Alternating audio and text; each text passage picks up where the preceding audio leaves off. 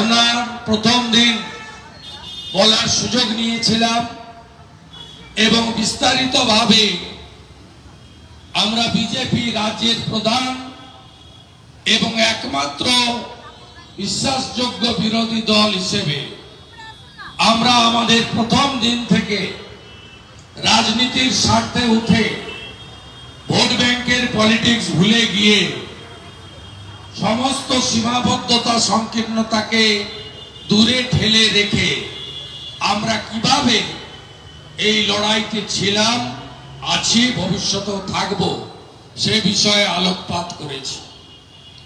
আমি সেদিন বলেছিলাম প্রথম দিন যখন জোর করে দেহ নিয়ে চলে যাওয়া হচ্ছে আমাদের নেতা নেত্রীরা বাধা দিয়েছেন। আমি সেদিন বলেছিলাম পরের দিন মাননীয় রাজ্য সভাপতি তার বাড়িতে গেছিলেন পরিবারের পাশে থাকার বার্তা নিয়ে। আমি সেদিন বলেছিলাম আমরাই প্রথম কলকাতা হাইকোর্টের প্রধান বিচারপতির বেঞ্চে গেছিলাম যে পুলিশের হাত থেকে এই মামলার বিচার ভাগ কেড়ে নিয়ে নিরপেক্ষ তদন্তকারী সংস্থাকে দেওয়া হোক এবং সেটা যেন কোর্ট মনিটরিং হয়। এবং আমরা অত্যন্ত কৃতজ্ঞ, খুশি যে সামগ্রিকভাবে এই রাজ্যের জনগণ এবং ভারতীয় জনতা পার্টির প্রত্যেকটি কার্যকর্তা দলের প্রত্যেকটি ঘোষিত কর্মসূচিতে নেমে তারা আন্দোলনকে সফল করার জন্য প্রয়াস নিয়েছেন।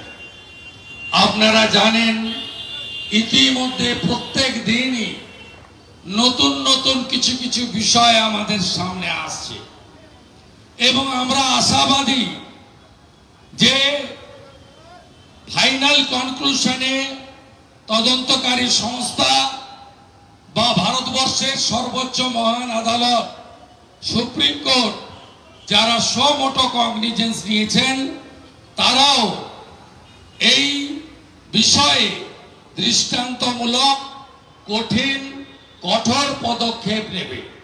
শুধুমাত্র আর একটি আরজিকর যাতে না হয় সেটা আটকানো নয়, গত 9 তারিখের ঘটনাকে আড়াল করার কাজে যুক্ত থাকা ব্যক্তিবর্গ এবং 14 তারিখের রাত্রে প্রমাণ লুটপাট করে আমাদের যে জুনিয়র ডাক্তার, রেসিডেন্সিয়াল ডক্টর এবং ডাক্তারি ছাত্র ছাত্রীদের যুক্তিগ্রাহ্য আন্দোলনের উপরে বর্বরচিত পৈশাচিক রাজ্য সরকারের সংগঠিত হামলা, তারও দোষীদের এবং গুন্ডাদের প্রেরণকারী সমস্ত নেতা নেত্রী মুখ্যমন্ত্রীকে সামনে আনবেন এ বিশ্বাস আমাদের আছে।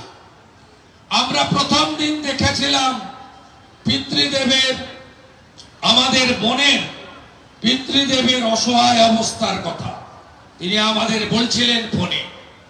পরে দেখেছিলাম একটি ইলেকট্রনিক্স মিডিয়াতে তৃণমূল কাউন্সিলর মিঠু মজুমদার তিনি কিভাবে মুখ্যমন্ত্রী এবং রাজ্য সরকারের প্রশংসা করে উনার পিতৃদেব এবং মাতৃদেবীকে দিয়ে বলাচ্ছিলেন। আমরা অত্যন্ত খুশি যে উনার পরিবার মামলার অন্তিম ক্ষণে কলকাতা হাইকোর্টে পুলিশের উপরে আস্থা না রেখে সিবিআই বা নিরপেক্ষ তদন্তকারী সংস্থার হাতে মামলা দেওয়ার আবেদনে যুক্ত হয়েছিলেন। আমরা আজকে আরো খুশি, ওনার পরিবার আজকে বলেছে গোটা রাজ্যে যারা আন্দোলন করছেন তারা প্রত্যেকেই উনার ছেলে বা মেয়ে। এই কথা আজকে তার পরিবারের পক্ষ থেকে বলা হয়েছে। তার পরিবারের পক্ষ থেকে বলা হয়েছে যে ডাক্তারি পড়ুয়া, রেসিডেন্সিয়াল ডক্টর, জুনিয়র ডাক্তার, চিকিৎসক, চিকিৎসা কর্মী যারা এই আন্দোলন করছেন বা ভবিষ্যতে করবেন উনারা তাদের সঙ্গে যুক্ত হয়ে উনারাও এই প্রতিবাদে সামিল হবেন। এটা আমাদের কাছে আজকে একটি পরম প্রাপ্তি বলে মনে হয়েছে। এই সামগ্রিক আন্দোলনে এই পরিবারও যুক্ত হতে চেয়েছে। আমরা মনে করি যেভাবে টেনে হিঁচড়ে দ্রুততার সঙ্গে দেহকে দাহ করা হয়েছে, এটা ভারতীয় সংস্কৃতি, সনাতন সংস্কৃতি, এবং আমাদের প্রিয়জন চলে গেলে তাকে যে শেষ দেখার যে অধিকার, লাস্ট রাইট আমাদের যা দিয়ে গেছে আমাদের ব্যবস্থা, এটা থেকে অধিকার হরণ করা হয়েছে। একটু আগে সোশ্যাল মিডিয়া প্ল্যাটফর্মে রাজ্যের বিরোধী দলনেতা একটি পোস্ট করেছে এক্স হ্যান্ডেলে, আপনারা দেখবেন। তাতে দেখা যাচ্ছে শ্মশানে দেহটাকে তদারক করে জোর করে অত্যন্ত দ্রুততার সঙ্গে দাহ করার কাজ করছেন শাসক দলের চিফ হুইপ বিধানসভা পানিহাটির এমএলএ নির্মল ঘোষ, এলায়াস নান্টু ঘোষ, তিনি দাঁড়িয়ে থেকে করছেন। কোন আত্মীয় পরিজন নেই শ্মশানে। নির্মল ঘোষকে কে পাঠালো? কার নির্দেশে নির্মল ঘোষ গেলেন? তাড়াতাড়ি দাহ সম্পন্ন করার জন্য সিবিআই এবং উচ্চ আদালতকে এটাও বিচারের মধ্যে আনতে হবে। ঘোলা পানিহাটি ব্যারাকপুর কমিশনারেটের আন্ডারে, ব্যারাকপুর কমিশনারেটের নিয়ন্ত্রক রাজ্য পুলিশের ডিজিপি, কলকাতা পুলিশের ডিসি অভিষেক গুপ্তা এবং দুটো থানার আইসি কেন শ্মশানে দাহ কার্যে সেখানে তদারকি করছিলেন? এর উত্তর বিনীত গোয়েল এবং পুলিশ মন্ত্রী মমতা ব্যানার্জিকে দিতে হবে। তারা কেন পাঠিয়েছিলেন ডিসি অভিষেক গুপ্তাকে, কেন দুটো থানার আইসিকে? এর উত্তর বাংলার জনতা জানতে চায়। সিবিআই এবং সর্বোচ্চ আদালত সুপ্রিম কোর্ট এই বিষয়গুলো খতিয়ে দেখো। একদিকে বেহায়া নির্লজ্জ মুখ্যমন্ত্রী উই ওয়ান্ট জাস্টিস প্লাকার্ড নিয়ে মিছিল করলেন মৌলালি থেকে দরিনা ক্রসিং। অন্যদিকে এই মুখ্যমন্ত্রী দিল্লিতে কপিল সিবাল সহ 21 জন দামি দামি লয়ারকে দিলেন আমাদের এক্সচেকারের টাকা খরচ করে এই মামলায়, যাতে প্রপার জাস্টিস আমাদের বোন তিলোত্তমা ভয়া যে নামেই ডাকুন না কেন, আমাদের বঙ্গললনা, তিনি যাতে না পান তার জন্য সুপ্রিম কোর্টে আজকে লড়াই করছে রাজ্য সরকার। আজকে কোর্টের লাইভ ভিউ হয়। কালকে সারাক্ষণ বাংলা ভারতবর্ষ দেখেছে কি মরিয়া চেষ্টা পশ্চিমবঙ্গ সরকারের। আজকে তৃণমূলের পক্ষ থেকে স্টেটমেন্ট দেওয়া হয়েছে রাজ্য সরকার পার্টি, রাজ্য সরকারের অ্যাডভোকেট অন রেকর্ড কে, রাজ্য সরকারের অ্যাডভোকেট অন রেকর্ড যারা আছেন, যারা কনসলিডেট পে পান, তারা কেউ অ্যাপিয়ার হননি। এক এক দিনের জন্য এই ব্যারিস্টারদেরকে হায়ার করতে হয়। কালকে কপিল সিবাল সহ হায়ার করা হয়েছে 21 জন লয়ারকে ক্রোডস অফ রুপিজ খরচ করে, যাতে এই মামলার নিষ্পত্তি না হয়, ধর্ষকরা আর চক্রান্তকারীরা যাতে সাজা না পায়। আমাদের মাননীয় মুখ্যমন্ত্রী 21 সালের আগে বলেছিলেন ডবল ডবল চাকরি দেব। আমরা ডবল ডবল চাকরি দেখতে পাইনি, কিন্তু ট্রিপল চাকরি দেখলাম সন্দীপ ঘোষের ক্ষেত্রে। আরজি কর, national medical, OS2 health department, স্বাস্থ্য ভবন।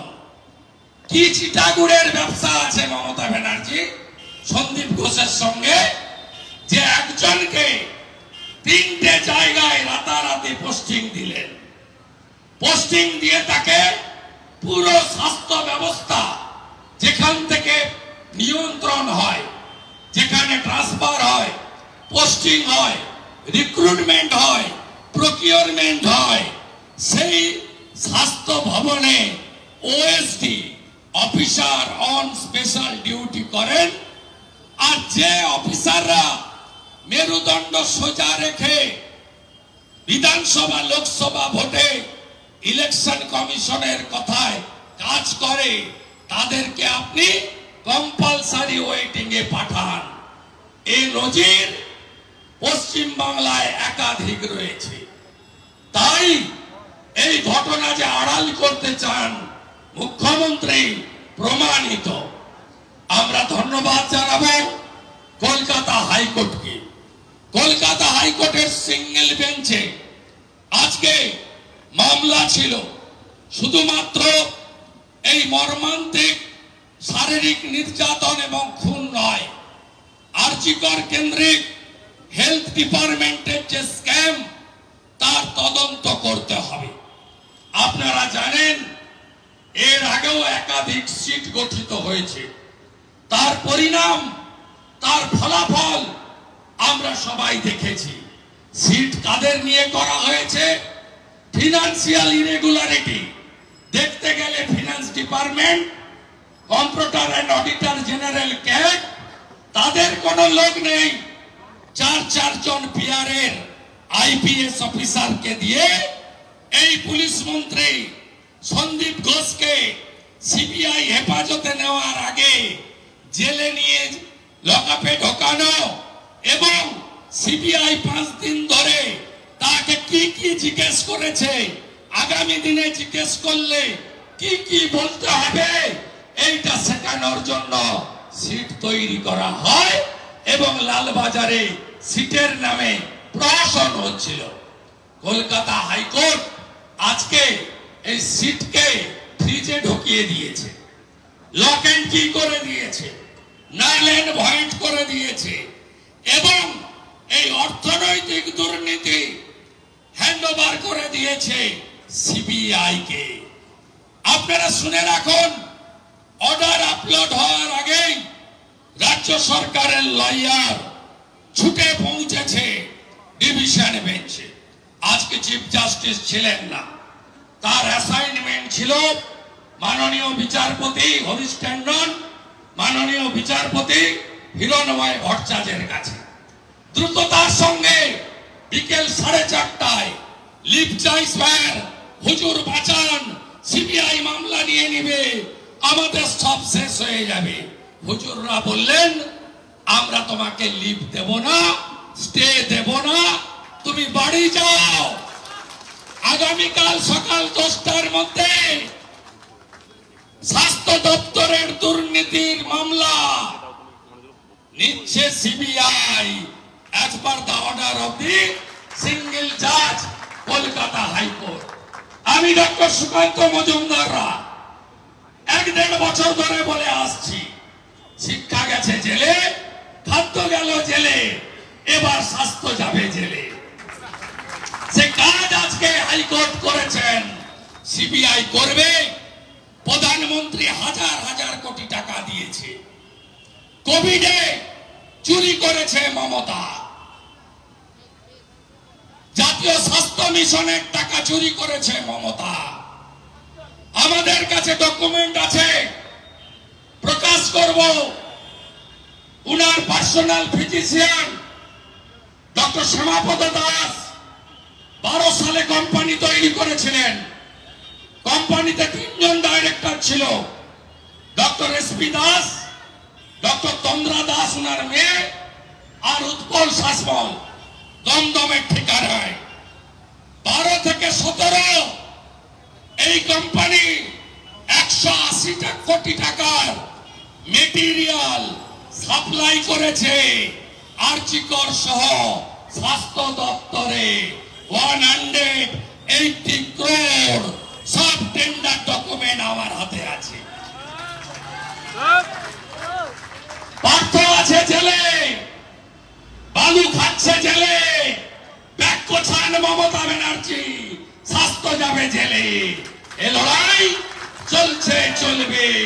দফা 1, দাবি 1, দফা 1, দফা 1, দাবি 1।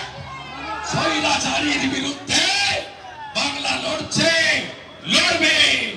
রবিবার অব্দি ধর্ণা চলবে। শেষ দিন মাননীয় রাজ্য সভাপতি আমাদের আগামী কর্মসূচি ঘোষণা করবে। যতক্ষণ না সমস্ত দায়ভার নিয়ে মমতা ব্যানার্জি পদত্যাগ করে আর খুনিদের দৃষ্টান্তমূলক ফাঁসির শাস্তি না হয়, বিজেপি থাকবে রাজপথে। বিজেপির লড়াই চলছে, চলবে। আমরা মায়ের পশ্চিমবাংলায় দেবী দুর্গাকে পূজা করি। মায়ের অপমান, দিদির অপমান মানছি না, মানব না। সবাইকে ধন্যবাদ। আমার বক্তব্য আপাতত এখানেই শেষ করলাম। ভারত মাতা কি, ভারত মাতা।